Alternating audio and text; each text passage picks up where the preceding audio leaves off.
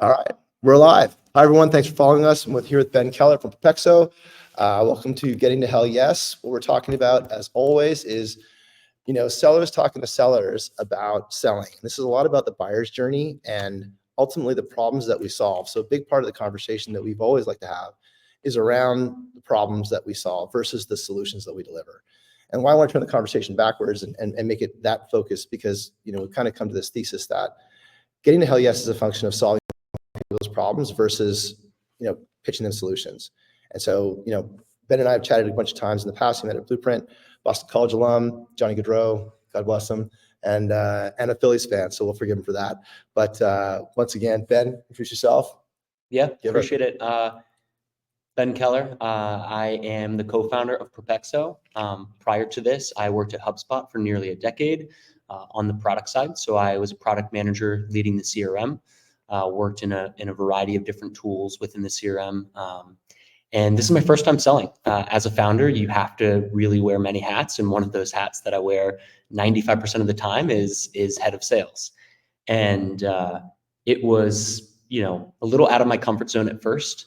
But as we have this conversation, I can kind of go through how I thought about approaching the problem and really pulling on my past experience in product and operations and how that has translated to some success that I've had when selling our product. I think important to touch on HubSpot, as HubSpot as one of the kind of original storylines for obviously inbound Sure. marketing, right? For being disruptive to how they do it. Yeah. I mean, Roberge has written the book. Is he Predictably? No, that's the other guy. What's Roberge's book? Infinity to Nickel. No. Oh, he's gonna kill me. I'm gonna get like a text message in like an hour. Roberge's book, based on the whole Sure. HubSpot experience, right? And the Roberge's fund, Stage 2 Capital, is an investor in IRCX. Okay. You've got a background with Dharmesh and Brian within the HubSpot team. So pretty exciting to have those conversations. Obviously, those guys are leaders in kind of bringing new ideas to market. And obviously, we're incredibly successful. So when we take a look at your background, how did you end up in this role? How did you end up as a COO? Yeah. How foolish, what mistake did you make that put you in the penalty box? Yeah. When you work at a company like HubSpot that is incredibly successful, you definitely get the itch that you could do something like that yourself. And I think that combined with being a product manager, where I actually touched every day the actual building and output of the thing that we were selling, gave me the confidence that I could do the same thing, but just solving a different problem and sort of run that company. And when I was there, I met my now co-founder, Remen. He was on the data analytics product team. Got it. Incredibly smart guy. And we just got to talking many days after work over a beer and just, we're like, hey, we can build a company. And there was some trial and error, but eventually we got on something that really clicked. And we went through Y Combinator, which gave us the confidence that we could really grow this into a large company. And here I am today. I think what's really special about even your initiation story is that the connections you have with, obviously, YC is an accomplishment. Sure. And then obviously your cap table has some pretty big names on it with Dharmesh and Brian from HubSpot. So that's an incredible, recognition from the very beginning, right? That they have the trust in you to get those things started. So when you first pitched Brian, Dharmesh, YC, what was the problem you're trying to solve? Like we'll get into the kind of questions like, who's your ideal buyer? Who's your ideal buyer? What's the problem you solve? That'll help kind of talk about. So when we initially approached angel investors like Dharmesh, we didn't really have an idea. Mm-hmm. They just trusted us, knowing us. Wow. And having worked with us, that we would do a good job.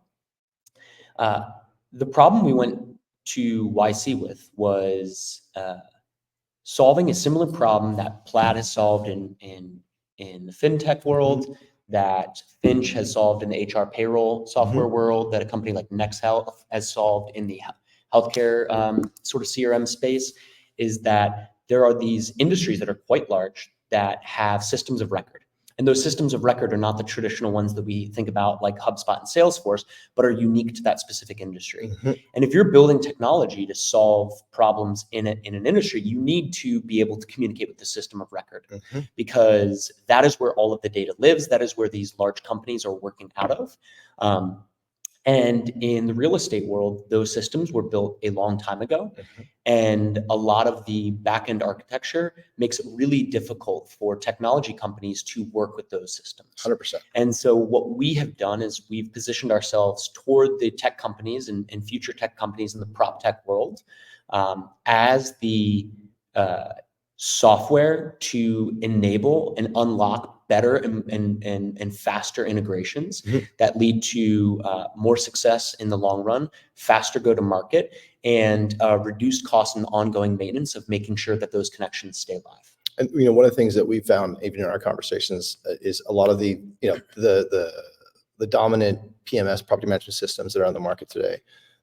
They do have kind of they're gatekeepers to Sure. innovation to some degree. I mean, I'll say maybe gatekeepers of innovation, but maybe protectors of the system of record. And for those that are listening, I think it's worthwhile going back to, I think Gartner started the first conversation around systems of record, systems of innovation, systems of discovery, and systems of engagement, probably 2015. And it was a response to, at the time, a lot of technology development was in waterfall, right? And this is kind of like when Agile was first starting. Sure. And there was this kind of like concept of fast and slow. And the premise of fast and slow was around the bimodal operating function. And so if you kind of go back 7 or 8 years, 9 years, it was this fact that there was a tough part in trying these systems of record, especially back then, were really, really monolithic, right? Very, very slow to change. And so consequently, but the business was moving faster and faster and faster. So the business is starting to buy all these shadow IT applications like Salesforce. It's kind of how I came to strength by solving the business problem at the business level. And then ultimately, they need to be integrated back into these monolithic systems. Now, what's interesting about the PMSs today is that they all started as systems of innovation. But eventually, like all good systems, they harden and become systems of record. And so like, Yardi, Entrada, Folio, they all started as an alternative to a pre-existing solution that was out there before. Yeah, pen and paper. Pen and paper, yeah, Excel spreadsheets, clipboards, or whatever. But now they've kind of become the system of record because they've evolved. They're bigger and stronger, and more resilient, more robust.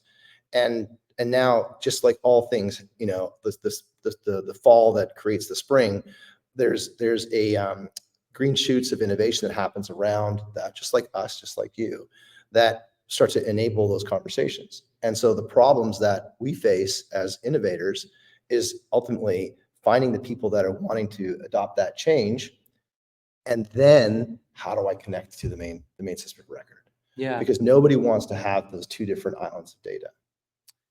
No, they don't. And the system of record is so important because it's not just the heartbeat of the community or the multifamily, portfolio. It is the accounting system. Yep. It is how they measure their success and make sure that they are executing correctly. Like, it is so critical to their business that it's impossible to leave or live without. And so any tech company that wants to come in, regardless of how great the solution is and how much the owner, operator, or property manager loves the solution, it has to play nice with the system of record because that's the priority. Right. And so getting into the ideal buyer for you, Sure. who's your ideal buyer? Right now, it's technology companies. Right. And the reason... What kind of technology company? Yeah, so technology companies that need to deliver a service to the property managers or to their residents. Okay. And so what is going on in their business that forces them to, so what are the alternatives to buying Propexo? What could you do? Building internally. Okay. You could build the integrations internally. And then you're kind of one-to-one all the Exactly. time, right? And sometimes that works. I mean, oftentimes what happens is you're not, getting this flood of inbound and saying, hey, I need to integrate with Yardi, RealPage, Entrada, and MRI all right now. Mm-hmm. Usually you have a very large customer or prospect that you are selling to, and they say, hey, you need to connect with Yardi. And then that becomes a priority for your business. That's right. You cannot deliver your service. You cannot exist as a business unless you execute on that connection. Yep. And so the one-off does work. I think where that becomes a challenge is when you're a small team trying to grow quickly, it's really difficult to make the decision that, 50% of my engineering time is going to building an integration Mm-hmm. and not to my product, Mm-hmm. not to innovating on the actual solution I'm delivering, Mm-hmm. but rather what feels like a behind the scenes, just like checkbox that I have to execute. And that is kind of where we come in. And so you asked about ideal buyer, being able to highlight and talk to that pain is critical during the sales process for me. What's interesting for us is that like when we go out there and it's funny because like the conversations will often be, do you integrate the RD, right? It's like in the first discovery conversation or real page, the ones you listed, right? And despite the fact we often say like, well, we actually like to talk about integrations after 90 days because we want to demonstrate value first and prove that it's worth integrating. Sure. Because in my experience, despite even having a live integration, we never go live with the integration because you're already kind of like you're connected to the system of record, and there's no sense in doing all that lift until you've actually proven value. And so we kind of like there's the gate around, and here's where I'm getting to the hell yes situation. There's the gate around the customer. If I can kind of like dance around the requirement to have an integration ready on day 0, if we're proving value and all of a sudden there's like momentum for the product, and then it's like, okay, so when can you be live on Yardi? Yeah. And now I have the customer, Yeah. right? Now we've actually won the deal, and like the deal is live. Yeah. We've won the customer, proving value, and they're like, okay, so can you live on Yardi in 45 days? This is working awesome. Yeah. And I'm like, oh shit, Exactly. we don't have the Yardi integration ready. We've got to go through the process. Yeah. And in that situation, now not only have I won the deal, gotten past proven value, but now I'm in a situation where I have no negotiating power at all because in 45 days, I can't stand up my own integration, right? And so what you guys provide is I can go, because what I don't want to do as a seller is I don't want to limit my prospects by whatever system they're on. Because by the way, RPM is on all 4, all 5. Asset Living is on all 5. Like they're all on all the PMSs. And so for me to go out there and hold out and not build an integration, it's I'm trying to catch knives in the dark. I'm trying to figure out, okay, I don't want to build the integrations today because I don't have any customers that are pulling for them right now. But I know that the second that value gets delivered, that all of a sudden they're going to want that integration ASAP, especially since our business, we create work orders with AI, which is like, that's a minute by minute thing. Yeah. So I can keep the customer off. I can kind of like fend them away from an integration conversation as long as I possibly can. But the second they want it, it's got to be ready to go. Yeah. No, you bring up a good point. And, one of the things that I had to get uncomfortable with as a sales rep was saying no to a prospect and be like, you're not ready for this yet, because it will lead to a churn down the road. Yep. And so one of the things that I look for, and we'll have a conversation, is saying, hey, what do you do today? And if their answer is, well, we haven't like sold our product yet, we need integrations to be able to sell our product. I'm like, you have to find a way to sell, and you have to have the customers and are delivering a service, and they have to be coming to you saying, we love this. Can you please integrate? 100%. And then you will be successful with us. 100%. If you come in saying, hey, I know in general, I have to integrate in this industry, I'm just going to go build it before the customers. You think that by integrating with all these systems, you're then going to be able to have all these customers lined up at your door. And that's not necessarily true. You have to have your MVP in market, solving a problem, having customers want to, expand it within their portfolio before I would ever let you become a customer. Because the integrations is a scale conversation. Right? Absolutely. And so like when you think about integrations, it's because you're trying to unblock, you're trying to make it more aerodynamic, right?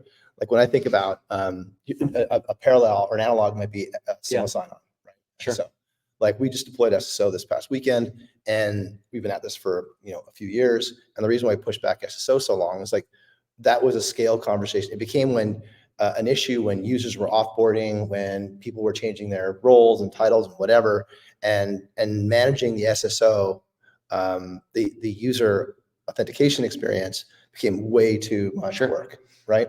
And so we need to get SSO, and also because of some of the roadmap items we've got for residents and for homeowners and for vendors, like a vendor portal and a homeowner portal, a resident portal, like those portals need to have SSO. I can't ask, the resident in unit 206 to start remembering their password and stuff for Iris. This is not going to work. And so SSO enables an experience, but we didn't think about, it's taken us like 5 months to do SSO, because it's taken us that long to figure out the architecture, how that applies. And it's been an investment to enable us to do other things. And Sure. we held that off for a long, long, long time until it became like we couldn't do it anymore. Yeah, We couldn't live absolutely. without it anymore. And so like those are things that I can't charge for. Like I can't charge more. Because I might be able to charge more for being on Propexo, being able to integrate with, but they usually don't want to pay for that. They don't want to pay for us as Yeah. well, and they expect it. No, absolutely. And when I first became a sales, started selling with this role, like, I read the books. My wife is a sales leader at a large company called Zscaler. Okay.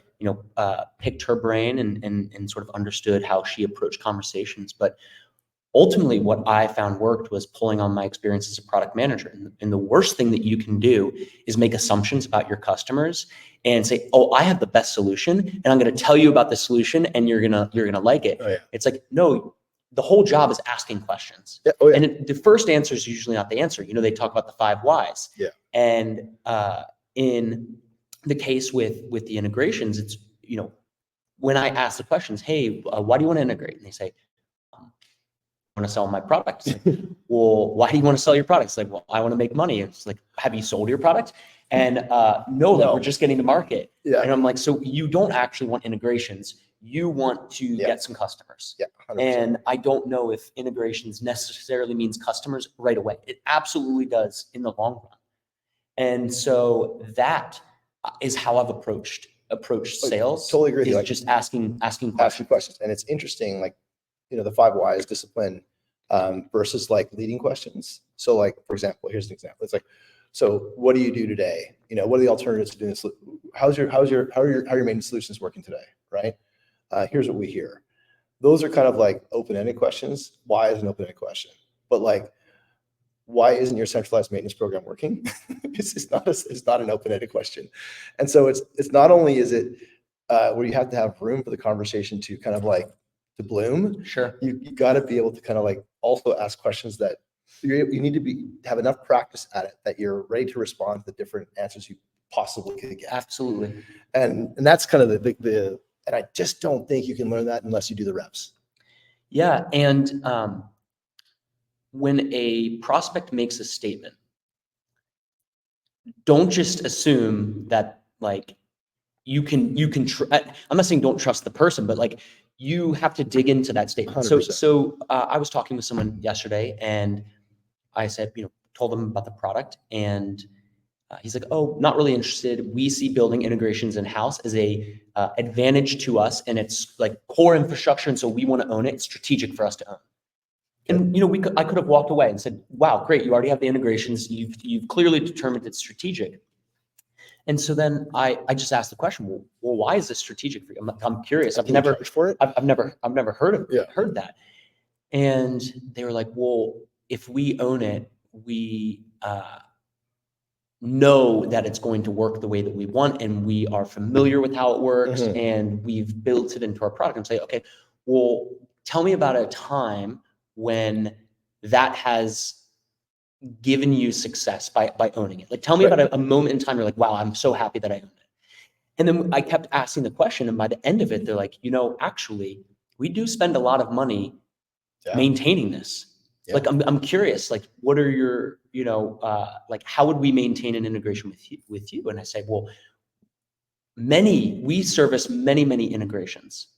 And so we see so many more problems than any one company Mhm. could see. And our ability to fix issues as they arrive is much better than you'd ever be at it, because we're hyper focused and we've had so much more experience. And Totally. There's more traffic on the roadway, right? of course, but if I had just listened to the comment in the beginning and not asked questions, and not in a rude way where I'm not saying, "Hey, you're wrong." I'm just tell me about that. Like, I'd love to understand why you feel that way. It's funny you like the "hey, you're wrong." A lot of sellers, and I've done this myself, right? Is like you don't say "hey, you're wrong," but you kind of start talking over their objection, and like, or even ignore. Or like, well, it. actually, Yeah. sure. However, right, and do you know everyone else is doing it? Like, I find those conversations are kind of like in 2022, everything changed. Yeah.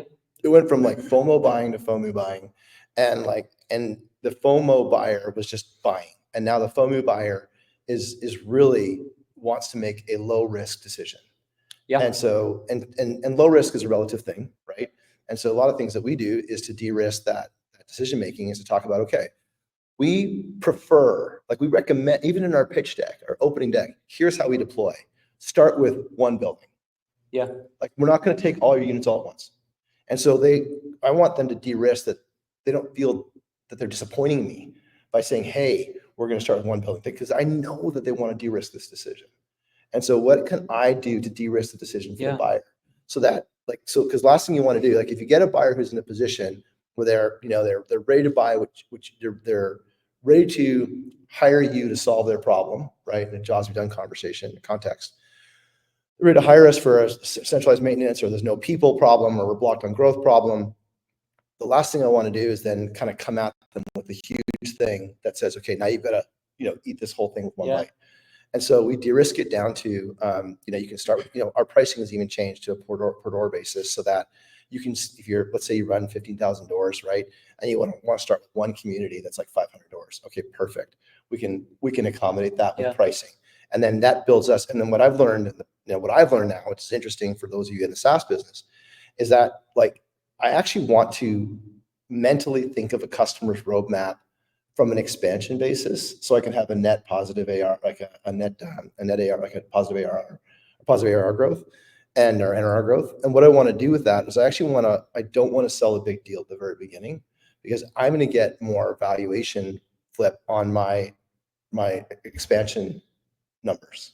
Sure. If they see deals that are sold at a big revenue number that either flatline or don't grow, that has more of an impact on my company's valuation than, oh yeah, we should invest in Iris because they start $1,000, and then all of a sudden in year two they're at 2,000, or 6 months they're at 2,000, 7 months they're at 10,000. Because the customers love it so much. But even more than that, I think from a sales operations perspective, we're not incredibly sophisticated. We're a small company, but the one thing that we look at and we care about deeply is how long it takes to close our deals. And if it feels like it's taking a while, we look at the process and say, where is the friction? Is there anywhere where we can remove friction? And one of the things that we learned early on is that we were charging too much at first. We were giving away too much, and we're like, we should have a smaller entry price point that didn't scare customers off right away. And so not only is you sort of starting small and growing within enable you to have more successful metrics, it also allows you to reduce the friction for the sales process, and you get way more reps and way more customers sort of onboarding and testing out, so you can your product's not perfect. It's developing. It's still growing. And I like what your pricing you guys have right now is that I think of it in terms as a buyer, as a prospect of Propexo. As I look at your pricing, I just divide it by what it costs for a dev.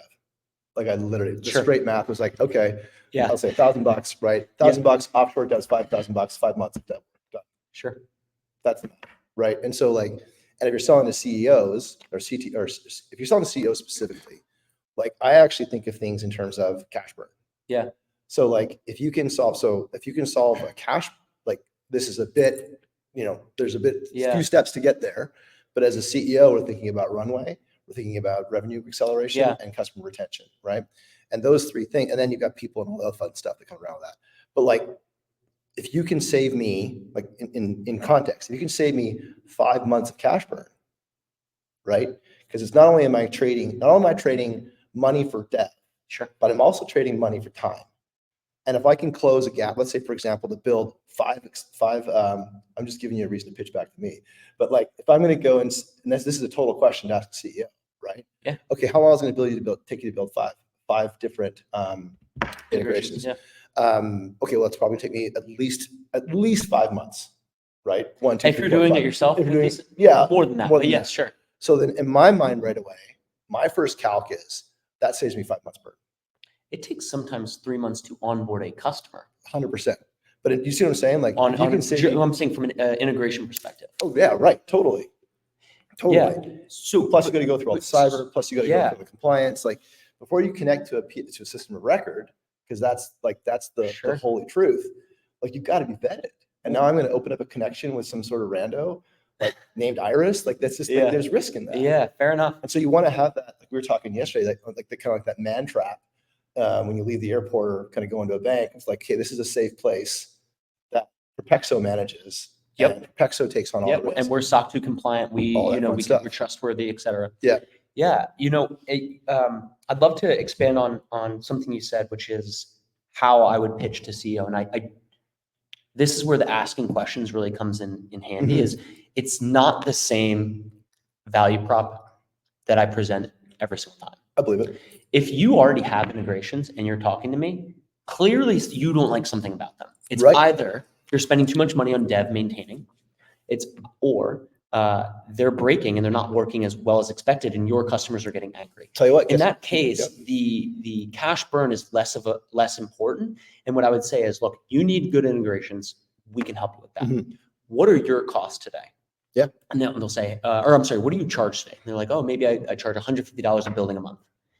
I'll say, okay, on average with your use case, this is what, let's back into what our cost would be.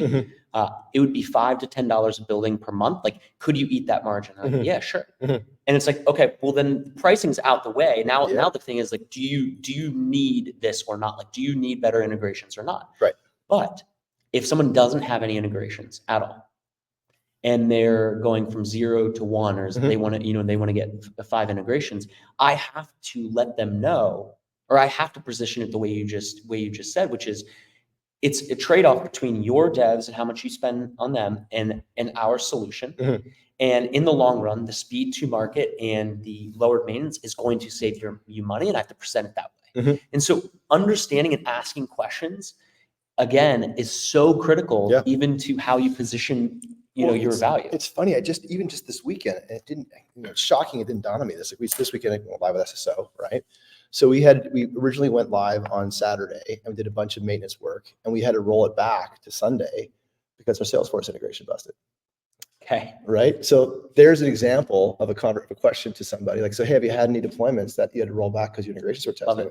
I don't want to test. So if we go build 5 integrations, right? And I'm selling myself to you, but like I'm selling myself to buy from you. But like, I never want to have that happen again. We've been working on SSO for 4.5 months, 5 months. We deploy it. Some of the Salesforce integrations don't. Some of the Salesforce integrate, and we tested it. But even though, so the extra burden on testing is more sandbags on us deploying stuff fast. Yeah. And so solving that problem, also begins to become like, it's just how can I get things done faster? Yeah. And that's again back to the cash burn conversation. And you know what? Sophisticated buyers for a critical thing like maintenance, they're not just going to trust you and say, oh yeah, I integrate. Like, I was talking with a very large, sophisticated owner operator yesterday, and I asked the question, how long does it take to onboard new technology? Like, it can take up to 4 or 5 months for a pilot, because they'll flip the switch and they'll say it's integrated. We do not just take their word for it. We test for so long to make sure they're writing to the correct fields, that the integration is working the way it's going 2 ways. And it's going 2 ways in the right sync frequency. And you don't want to lose deals or lose sleep over the fact that, like, I'm not sure how that's going to go. Yeah, and I think that's into the context of the kind of getting to hell yes, right? So we talked about how like it's the situation of the buyer that drives the pull of the demand. Sure. And then figuring out how to filter on the situation of the buyer. So like for us, as I mentioned in a previous session, like we look for places that have open job postings. They're stale, because like if you've got a lot of job postings, you're signaling to me you've got a problem on maintenance side, right? You've got no people, and we solve the people problem. So optimizing people and reorganizing them using a technology can make things a whole lot easier. So for you, in the spirit of getting to hell yes, like what would be your hunch? And it's all hunches, right? What's your hunch on what your filter would be to filter on a subset of your overall market? Because there's thousands of PropTech companies. Sure. That would say, okay, these ones are ones that are suffering with an integration problem. Like what's the change? This gets to the question I always ask, what is blocked? Right? Because like, as I said last time, I've got a shop desk in my garage that's been messy for 6.5 years. It's a problem. I can't find 532nd bed.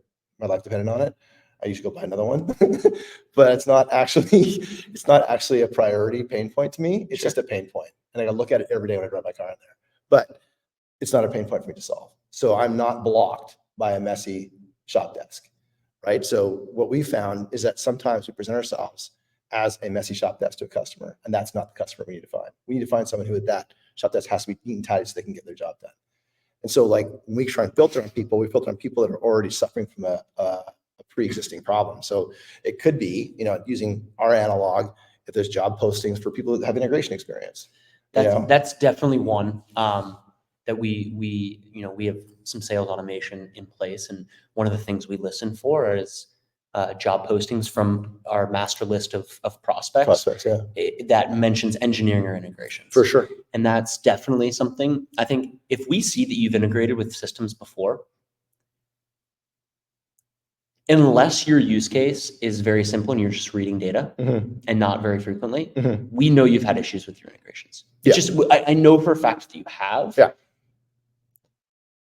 That doesn't necessarily mean the pain has been large enough for you to consider to do something about it. It does get into but at least, but it is like it's like one of the big signals for us. Yeah. Yeah. And I think that it is a like knowing that you've integrated before means that integrations are important to your business. So that checks the first box. Sure, you're qualified. And if you've integrated for some time and you have a complex integration, we can know that just by your use case. Like if you're reading and writing data because you're dealing with maintenance, we know you've had issues with it because you just it's part of the system. It's just part of the system. Yep. And that's like one of that is the signal that we look for the most, I would say. Because your time's valuable, your sales time, everyone's time is valuable. And so because like right now we're kind of in this era where it's not really acceptable to just spam people with emails. You got to write something that's important. Yeah. And so how do you find the signal in amongst all the prospects that are out there for the ones that are feeling the right time, that are feeling that block, right? I think, we definitely do email outreach. I do a lot of email outreach. And if I see an open, I'm like, okay, great. This company has at least seen the value prop. Yeah. And if they run into that challenge, like, wait, I think I got an email about someone that maybe could help with this. And so just making sure I'm presenting myself to every potential company in the industries, obviously super important to us. Yeah. I think that the conferences are great because I get to meet people face to face. Yeah. But LinkedIn's also been huge for me because I've worked at companies like HubSpot. I've gone through YC and all of that, like all of those positive signals about who I am are presented on my LinkedIn. And so when I reach out to someone, I'm confident because of my profile that at least they'll maybe want to have a conversation, that I'm not just some random person who is not going to bring any value to the conversation. And given the YC background and the HubSpot background, you're going to lean in on product-led growth whenever you possibly can. Right? Absolutely. But I think I don't know if we'll ever get to true product-led growth because it's just, maybe someday, hopefully someday. But the point, we want to get to inbound first, right? Yeah. Is that we want to get to a point that product-led growth still needs to get the flywheel spinning. You still have to put in an unfair amount of energy to get the flywheel going. Definitely. So you can have PLG. Well, the thing that I think was a huge unlock for us was we said, what is the aha moment of using our product? There's a few different things that it could be. And so what we said was, how can we present the aha moment during the sales process? Right. And we said, you know what? Our best sales rep is our product because we know it's good. Yeah. And we know the experience of working with us is awesome. We offer dedicated Slack channels. We have really good customer support.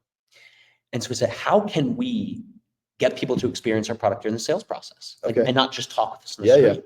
And so in the first call, I will say, hey, seeing is believing, using is believing. Like you can trust what I'm going to say, but I really want to get this in the hands of your engineers. It's 30 days for free. I'll send you this link, fill out this information. You're going to get a portal. You're going to get you're going to do a trial onboarding call with our head of customer success. You're going to get a dedicated Slack channel with our engineers where you can ask questions. And for the next 30 days, you're going to build on our product. And if it's not better than what you have today, or it doesn't work, fine. We'll deactivate the portal at the end of 30 days and maybe we'll have something in the future. But I make the trial experience part of this. I make it part of the sales process.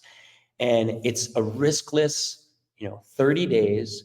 And that was so helpful for us in converting customers. We're taking the same lead on that one, and we've hit really good rhythm with our customer success motion. Like really, what we're doing right now, like we've had a really good, I'll say a milestone marker on our success side of things, where we have repeatability in our customer success, which is something that we felt like we were feeling around the dark before, but now we've got a really good motion, and we're going to put that up on our website, like what it's like to be a customer. What's your first 90 days like, right? And not keep that in the dark or like in the second last slide of the pitch deck.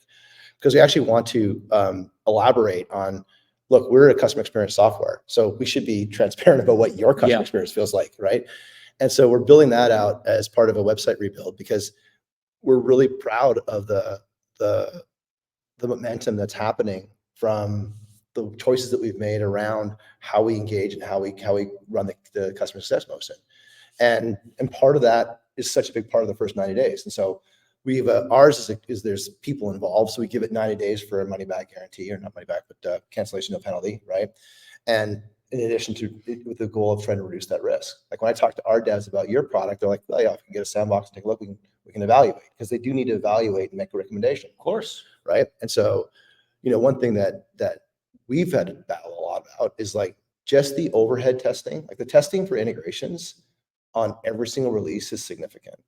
And so like, another question for you to ask when you're talking to prospects is, how much effort do you spend? Like, because we're releasing every week, right?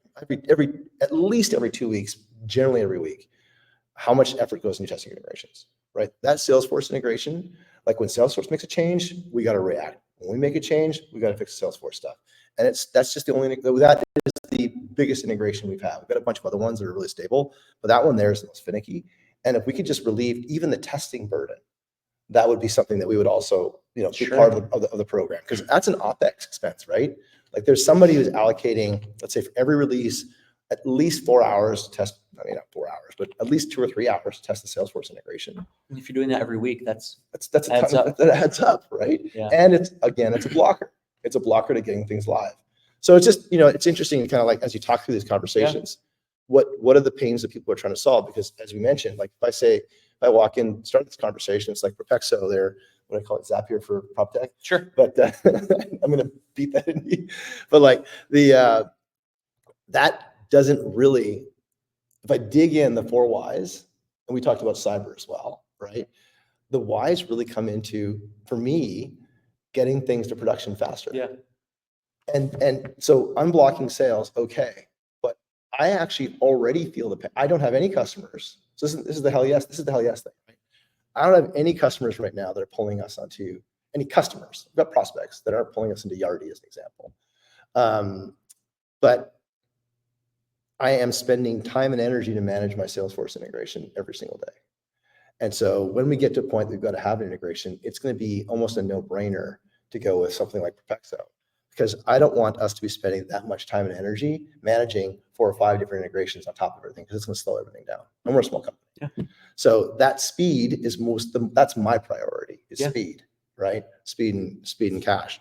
And so like, if it's not just the customers that I can unlock, because I'm blocked on a customer, let's say full deployment on a customer, I'm blocked there because we don't have the integrations in place. But I'm also, I didn't really, until we had this conversation today, like in real time, I didn't think about the amount of time that I'm investing on an operating basis to manage our integrations today. Yeah, and you might just think, oh, well, we have it. Like we've done it. It's So we did it in the past and we can do it again. Yeah. But if I don't want to say pry, that negative connotation, but if I don't ask the question and get your gears fired up and be like, actually.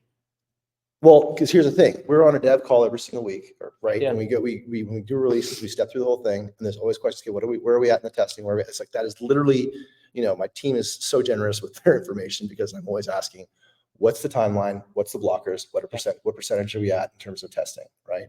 And so we get to those as we approach, and how it just like the last yard is the hardest yard in a football game.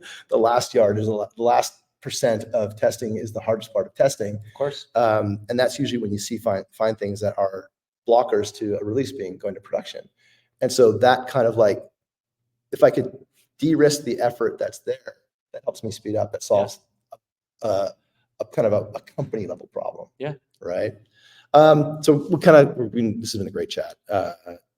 when we're talking to, I want to kind of wrap this down to kind of a couple things. When you're talking about other folks, because you're in a role, people are talking to you, you've got a lot of, you're widely respected, et cetera. And it's a pleasure talking to you and learning from you at the same time. When you're talking to other sellers out there, or even people within your team, about what advice would you give them when you're trying to find that buyer on the hell yes side of things? I'd say my biggest piece of advice is we've already established, or we already know who is the ideal buyer for us, the role. Yeah. Like if you're not even there yet and you haven't figured out the pattern of like who's the person Yep. that is making the decision most of the time, then that's like the number one thing that we need to find out Sure. as a team. We found that out. That's the big filter. That's the big That's filter. the big So filter. we know the person. Yeah. Or the types of people that make the decision. I think the big goal and how I approach every conversation is, let's say I'm selling to you. Mhm. I want you to come to the conclusion that you to get the idea that you need me, Right. not for me to Persuade you. Yeah, I'm like so anti-persuasion right now. And I don't. The best persuasion is for you to come up with the idea because you think your ideas are great, as you should. And it's like, okay, well, if that's my goal, how do I do that? And again, it goes back to sort of asking the questions that I know will surface either previous baggage or examples or thoughts that are like, wow, actually, yeah, I actually do want something like this. And there's a cognitive trick that happens, Yeah. like when you say something out loud. Yeah. You like when I'm telling you something, Yeah. you probably get 20% of what I'm telling you. Yeah. But when you say it, it's 100%. Right? Absolutely. Because you've cognitively constructed in milliseconds, Yeah. you've constructed the thought pattern, you've probably disregarded the things you don't want to say because you don't want to reveal.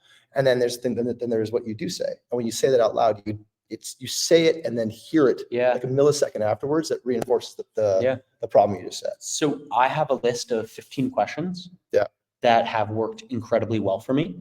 And I push myself to ask 5 of those during any sales call. Outstanding. And I think it is my little cheat sheet, but I know those questions will provoke like the response that I'm looking for. Is it built into HubSpot playbook? It's actually not. In Come on. I know. No, that's I do. It's like a softball. I know that's fair. But what I do, so I ask the questions and we use Fathom. Okay. And I will export sort of the transcript. I put it in Claude and say, hey, convert this into the notes for the call, and I put that back into HubSpot. So I do. I should use it. You know what I do? I do the same thing. We actually have so I trained a GPT with sales calls. Yeah. So I've created our own GPT for just our sales calls, and then I asked it to pull out in the columns the different questions, so I can look at how that question was asked like longitudinally across all different sales calls, and that's kind of how I make that easy. But same story. It's a really powerful weapon because you think to yourself in a moment, oh, I'm going to remember this, but you don't. But if you, after every sales call, I load the transcript in every single time, and it's in one sort of Claude, I don't even know what you'd call it, like sequence, chat. And then I will always ask questions, and it has a year's history of transcripts and ideas and thoughts that I've written down. Have you loaded your sales decks in there? Of course. Load your PDFs. PDF your sales deck and load them there and ask it to rate it. Yeah. So what's my rating on this? Oh, I've never done that. Ask it for rating. What can I improve? I just did one. I just changed my sales deck on the weekend. And so I asked it to redo it. And it was like, this is an 8 out of 10. One of your best decks ever. Here's what it's Cool. This is short, still too much writing, but that's my problem. That's awesome. Yeah. It's interesting to get in that. And then I've recently, I'll shout out to Rob Snyder. He's a HBA, he's a Boston guy. Okay. You should meet him actually. He's outstanding. He's got me trained on how to do call reviews, and that call review thing has been absolutely mind-bending. Yeah. Because obviously we're excited about our product, and you're excited about your product, and it's very difficult. It's often I'll get the answer to the question, let's say the first why, and then I'll skip back to what I'm talking about. Yeah. Instead of digging deeper on that why, double clicking, and the double click is where you got to go. Like there's one call where they left me the juiciest watermelon at the end of it. Yeah. And I just kept talking. Yeah. I'm like, oh no. You brought up a really good point. It was very uncomfortable for me to do, and I don't do this enough, but I think a very really good hygiene as a sales rep is to download your call recordings and share it with somebody. Mhm. Don't review it yourself. Share it with somebody and ask them to give feedback, because that's how you get better. You're not going to see your own. I mean, No. maybe if it's obvious, but you're not really going to see your own. Where you could do better. It really is good to have fresh eyes on how you're approaching calls, and you should do that at least once a quarter. I completely agree. And where I'm trying to do it is like, because I want to get better at my review. So I'll review it first, but I'll hold that back and then get them to review it. And I'll actually quality assure the reviews. Because I can't rely on somebody else all the time, but I do want to pull out, like, it's just funny how you evolve and call. So before everyone listened, the point was document your questions first. Yeah. Right. And what I like about that is documenting your questions first forces you to think about the questions. Oh yeah. Before you and the order of the questions instead of just letting it flow. Yeah. Because I've fired questions before. This question is useless, right? I This love question, that. this question Fired doesn't, questions. Yeah. this question is never this, or this is the same question they asked before. So done. Right? So like, because ideally you want to kind of get to like 6 or 7 instead of 15. Yeah, I mean, for me, it's more of the situation. Some questions won't apply to certain conversations, but others will. But you're right. I mean, like, I don't ask all 15 ever. Mhm. It's usually like I try to get to 5. What we did on deals for a while, stopped doing this because it was way overcooked, was we actually like had our questions, and the deal score was based on how many questions you eventually asked. Yeah. So like in call 1, you might get to, let's say, 5 out of 15, right? But then by call 3, you should have all 15 asked. Yeah. We abandoned it, but it was it was super overcooked. Yeah. It was, I sledgehammer to hang a picture, but ultimately it was kind of like, it was along the lines of trying to understand the quality of the conversations, but I solved that problem ultimately by doing call reviews. Love that. So, all right. Who should we talk to next? Any ideas? Who should we talk to next? I'm going to intro you to Rob Snyder. Yeah, He's a gem. please He's a do. gem. HBS guy. He's writing a book right now on PMF. I'll have to get back to You him. can put in the chat. Yeah, No worries, I'll man. put in the chat. Yeah, all good. All right, thanks everyone for listening. This has been an awesome call, man. Yeah. It's right on. It's good seeing you. Always good talking We with cut you. up a blueprint and then catching up again here at Optech. Thanks everyone for listening. It'll be on the podcast probably in a couple of weeks here, but thanks everyone. Really appreciate your time. Yeah. Take care. See everyone. It's fun. That's awesome.